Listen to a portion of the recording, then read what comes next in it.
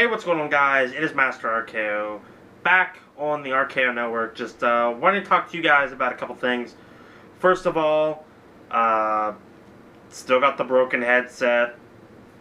Still haven't got my Astros, so, waiting on that, but as soon as that comes around, I will definitely be wearing those instead of these. But right now, as you see, there's a light in the background, and what that is exactly is it is the Call of Duty North American qualifiers. Now, what that is it's a qualifying tournament for Call of Duty Championships. It's all of the North American teams coming together to play in that. So the lighting is going to kind of vary a little bit on that. I'm going to see if I can find something like that. But that's not exactly what I want to talk to you about as the tournament in general. But what I want to talk to you about is something that usually occurs while this tournament is going on, as well as why you'll see a lot of random teams come out after this tournament is over. Now, a lot of times you'll see the casual players, or not even just the casual, but you'll see players that want to play competitive but usually don't have the team. You'll see a lot of teams come out of the woodwork just out of nowhere, and it's just because you'll see a lot of teams form because they're like, oh man, I want to do that, I want to play for Call of Duty Championships, I want to do what they do. So they'll bring 3 other friends together and they'll start a team together, and then after 3 months they'll be like, okay, this sucks because we can't play as good, whatever, so, screw it. So what I want to do for this video is actually come up with 5 things that every new or starting team, or not even just starting, but teams that haven't been together that long, these are 5 things that actually need to happen if you're starting a new team in order to have success, or at least get some progress going. Because I know there's a lot of teams that come in, and I don't know why that's not there. There we go. Because I don't know why some teams come into this and they're like, we come in, play 5 or 6 games, lose awful, and then quit. But it's really about the progress, and then eventually you'll get to your success. And it's not even the gameplay, because if you're good enough gameplay-wise and killing-wise, and just if you have thumbs, that you can hang with some people. But it also comes with, the mental note of stuff and some of the small things. So I actually have a list. And this list is actually 5 things. I have the list right here because I wrote this down a while ago and forgot about it. So I'm going to put it over here so I can read it. Okay. So we're going to go down the list. These are the list in order of what I think is the most important. And then as you get going, you can change and vary everything and learn your craft and really get good at what you need to do. So the very first thing, of course, when starting a new team is practice. You have to practice. There's no getting around it. If you don't practice, you're not going to improve. Now, the difference between... Sorry, I gotta adjust myself. The thing about it is, there's good and bad practice. And if you practice wrong, it can really hurt your gameplay, as well as good practice can really help your gameplay. So just going out and playing public matches with some of your friends is not practice. Just going out and playing ranked for 6 hours for 5 or 6 months can help, but that's not practice. Practice consists of finding team scrims, which means, going and finding a team that's like, hey, these guys are good at hardpoint, and these guys are good at S&D, and we're really, really good at CTF, and they're struggling in CTF, both of those teams. So on these days, we're going to practice hardpoint, which we have down, but there's still a couple things that we could learn, but our search and destroy is absolutely awful, so then we're going to scrim the S&D guys, so that way, we can feed back and forth off of each other of what we can help each other with. Because in the end, that's what it is. All the amateur teams want to become pros, so the better you can get, the faster you can do that. So practice means 1, scrimming, and then playing game battles, which then involves online tournaments, which, yes, can involve money, but once you get good enough and you start winning tournaments, then that's not a big deal. Game battles, just playing those, get a game battles account, even if you're by yourself, 1v1s, play with another teammate, 2v2s, anything like that where you're playing against amateur competitive players and you're not just playing against public players that are just doing whatever and they're not doing any strategy for anything. That's not going to help. You need to play game battles, you need to practice, and 1v1s, 2v2s, even 3v3s are good. They're fun when they're there, but you need to practice as a full team, because if you're not and that one player's always gone or that one player's always leaving, or you have a couple players that aren't always there, then when it comes to crunch time and let's say you want to qualify for champs, or you want to spend the money to go to a LAN event or go play on an online tournament or whatever, that one player being out of the loop and not knowing what happens can cost you a tournament, a LAN event, or even just something small as a GB win because they weren't there to practice with you. So practicing as a full team is a huge thing, and it's something that every team needs to do, and that's the very first thing that you need to work on if you're a brand new team. Now, when you're practicing and playing these things and getting into game battles and trying to form that team, you want to form a bond with these people. So number 2 on the list is talking, and I don't just mean going in and having fun and, hey, did you guys see the last episode of Survivor last night? It was so much fun. No, that's not what I'm talking about. Talking is more specific, small talking. Talking during a game is probably the most key thing that you can do to help your team out as a whole. Playing as, because everyone, yeah, they want their selves to succeed, do great, drop those 40 bomb games, 6 caps in CTF, 20 uplinks, do whatever. But it's a team game, it's a team goal, so you want to play for the better part of your team. So talking is a giant thing in Call of Duty, or any team sport as a matter of fact, because if you're calling out is one part of it. Telling people where the enemies are. If you can tell all 3 of your teammates where the other team is, that is going to be a huge advantage for your team. You're going to know where they're at. You can go in, kill them, take control of the objective, do whatever.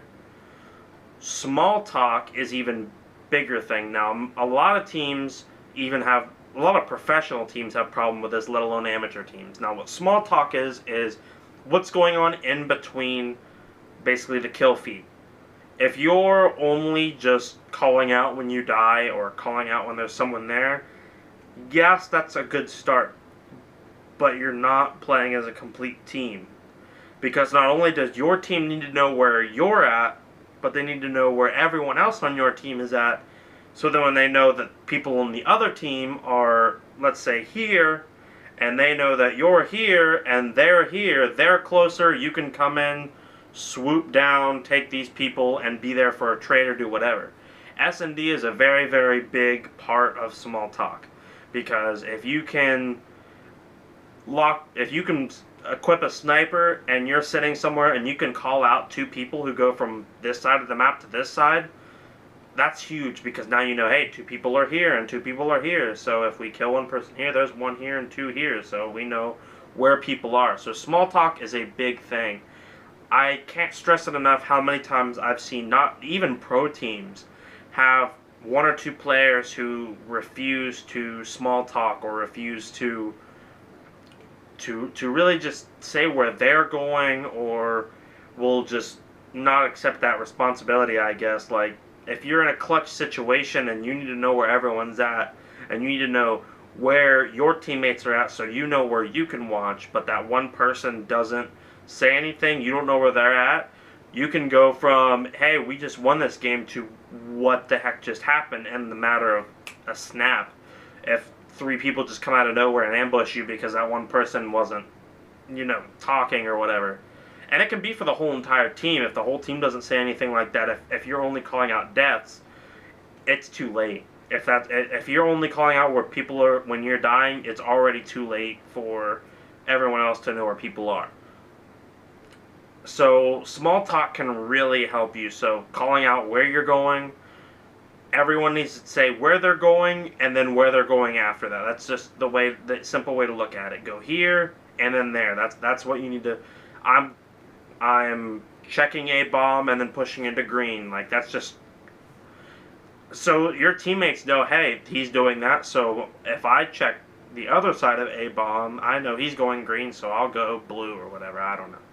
So small talk is a huge, huge thing involving in your practice, and practice can lead into small talk. Now, another thing is, the third thing about this is solo play. Now, I've been talking a lot about team stuff and how everyone needs to work as a team, but solo play is another big thing. Because if your whole team is dropping bombs and you show up with no thumbs, they're immediately going to get aggravated, and there's a chance you might get dropped. Because after a while, yes, starting out, your friends might be your friends, but at the same time, if you're going somewhere, you might get dropped just because. I mean, you never know. Which is kind of the harsh way of looking at it, but still. Solo play is a big thing to do. And whenever I'm not playing with my teammates or whatever, I am playing 1v1s on game battles. I'm playing ranked play and learning new stuff. Like, just a couple days ago, a patch just came out and changed like 15 weapons and changed the meta somewhat of the game, and it just made different weapons weaker, made some weapons stronger, so not everyone can play the exact same. And so what did I do? As soon as the patch came out, I played ranked play and public matches for like 5 hours and learned, hey, this gun's now stronger, this gun's now weaker, I should use this here instead of what I used to use. And one big example of that is the ARX. The 3-on burst ARX. Back in Ghost it was automatic, they brought it back, now it's 3-on burst, no one understands. The ARX used to be a really weak gun. The only reason it was good was because if you got enough shots off, the clip was mediocre. They buffed it, and now you can kill people in 2 bursts from across the map. And before you couldn't do that. And I went in and was playing, and I was like, okay, well, all these things are getting buffs, and I really don't like using the BAL as much as I used to. So what's another AR I can use? I don't like the HBR, I just don't like the fire rate, and I don't like the IMR because it doesn't do enough damage at range. So I was like, what can I use? Well, I hopped on the ARX, and since then it's my go-to S&D gun when I'm not using my overkill class. And it's just the small stuff like that you can then bring in with your team. It's just like, hey, guys, I was on playing for 5 hours and I found out this new gun's amazing for me. I'm going to try it out today in game battles. Or hey, if you guys found out anything, or maybe these 2 weapons together, if you push a certain way or whatever, can really help us out or something. So practicing by yourself when your team's not on is a big step in doing that, as well as if you're in between teams, or maybe you're trying out for a team, or maybe a team notices you, they'll notice the people who not only practice with their team, but by themselves, by the way you play. Because if you come out and you've been practicing every single day, you've been practicing your craft, and you've gotten down pat what you need to do, it's going to show up on LAN time or game day. So that's a big, big thing about solo play. So, I mean, every single day I'm at least playing by myself if my team's not on, and then as soon as they get on, I'm hopping on with them, and then when they get off, I'm probably still playing. Like, I'm going and going and going. Even when I get aggravated sometimes, I'm just like, man, I don't want to play, and then I'll hop in pubs and go off in pubs and get my attitude back up and do whatever. So, in solo, you can kind of just free roam and do whatever you want, because it's when you're playing by yourself, there's no one to really say, don't do that. But that brings me to my 4th thing, which is knowing your role. Now, I did a video about this a while ago, and it was just about S&D and stuff like that. And I am sticking by what I said in that.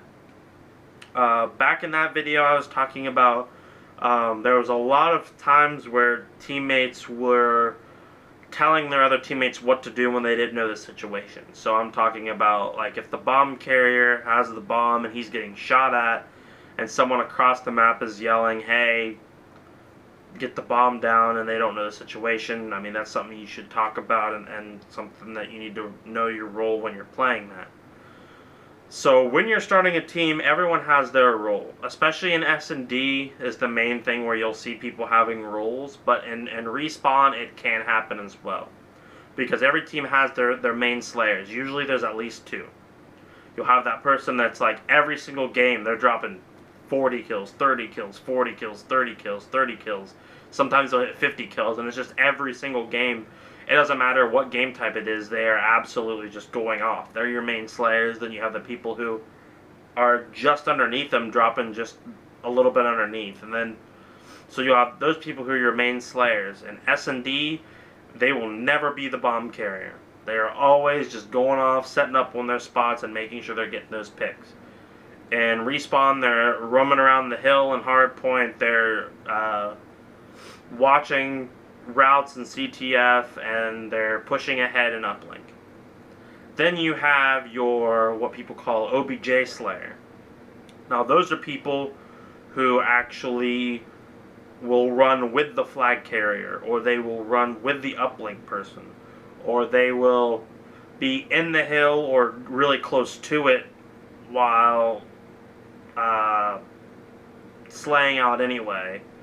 And then in S&D, they're the kind of people who are going to watch over the bomb carrier. Those are your people who, they're not always going to get that main kit, the big points and the big kills, but they get those kills that matter, and those are the big things that matter. So those are your kind of roles. And then there's objective, which explains itself. They're the bomb planners, uplink runners, CTF, flag caps.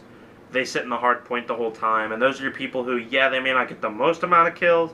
They'll get kills, but they're the people that you want to see their objective stat really, really high. And that's something that I've learned. So while you're practicing, even solo play, maybe focus on something. Maybe when you're in solo play, focus on always grabbing the uplink, always going after flag caps, or just sitting back and slaying and practice your long range slaying and locking down a place. Those are just a couple things that you can do while knowing your role. But something else in knowing your role is not telling other people what to do.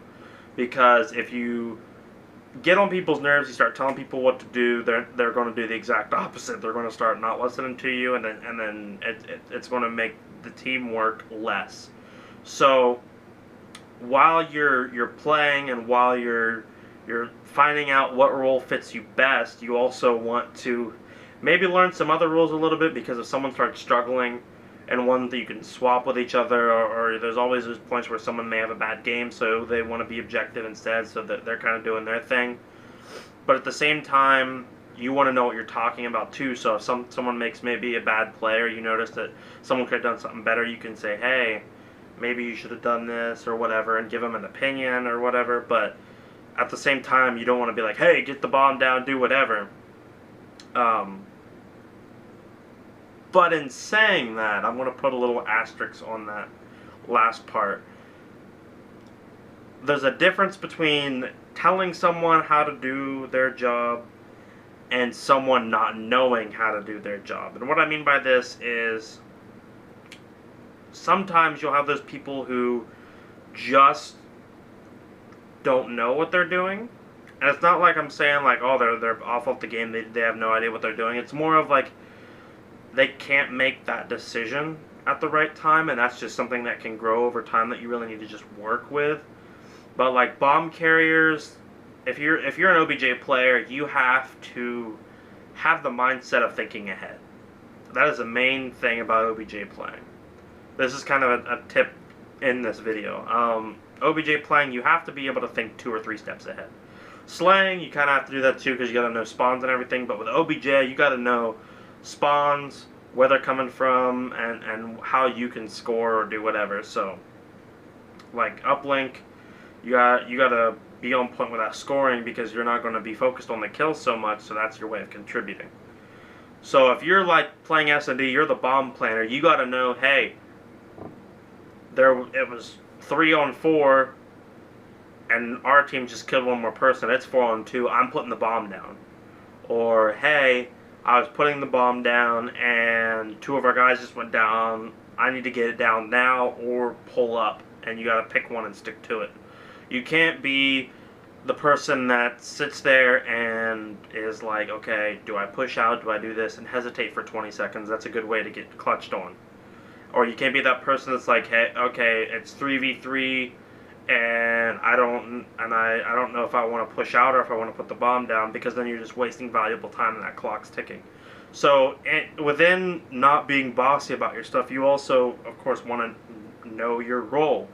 Because if you're one of those people who maybe can't make that split-second decision, or maybe just hesitate a little bit, you might want to look into like a support OBJ or a Slayer OBJ, to where maybe you can just watch over the OBJ person, or just ask someone, just mid-game, just ask, hey, should I put the bomb down, instead of just hesitating and being quiet, which then goes back to small talk and practice. So this all kind of links together. So real quick, I'm going to pause the video real quick, and then I'll be right back with the last tip. Alright, ladies and gentlemen, I am back, and with the last tip is probably the most important. And this is why I saved it for last. Now, it's the tiniest thing in the world, and it's easy to control, but really it's not. And that is attitude. Morale in a new team is probably the biggest thing that you need to look after. Having someone who's toxic on a new team can really define whether this team has a chance to be good, or whether this team is just going to implode eventually and separate. You see it a lot of times in the pro community, where 3 players will join one person, and that one person comes over, hey, they're 4, then that last person's just like, you know what, these teammates suck, I hate practicing with them, I don't want to practice anymore. And that tends to happen. Camera just fell over, so I'm going to hold it from now on. But anyway, so you'll get that 4th person, and like, you'll be playing in the middle of a CTF something, and then they'll die instead, and they're like, oh my gosh, this game sucks, everyone, this is awful, I don't want to play this anymore. And as soon as that happens, you either need to A, stop playing, B, get someone to get everyone hyped up, or you just need to eventually look for another player.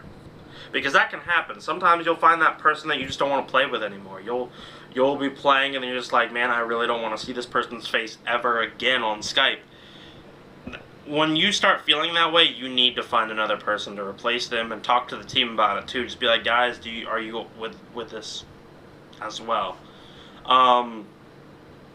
As in the same in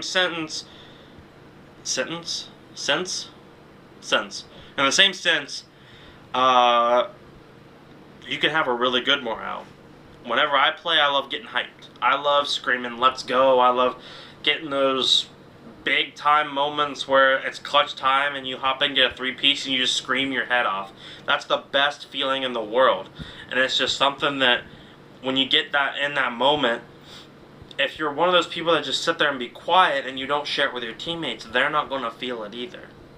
If you clutch up and get and win something by 5 points in the last 10 seconds, and you're just like, hey, good job, guys. What was it all for? Like, you need to get everyone hyped up, because when you get excited to play, and when you're like, all right, I want to keep playing, the rest of your teammates feel it. Whether you believe it or not, the rest of your teammates will feel it. So when you get that clutch situation, you're like, let's go, we just whipped those kids. Those kids are awful.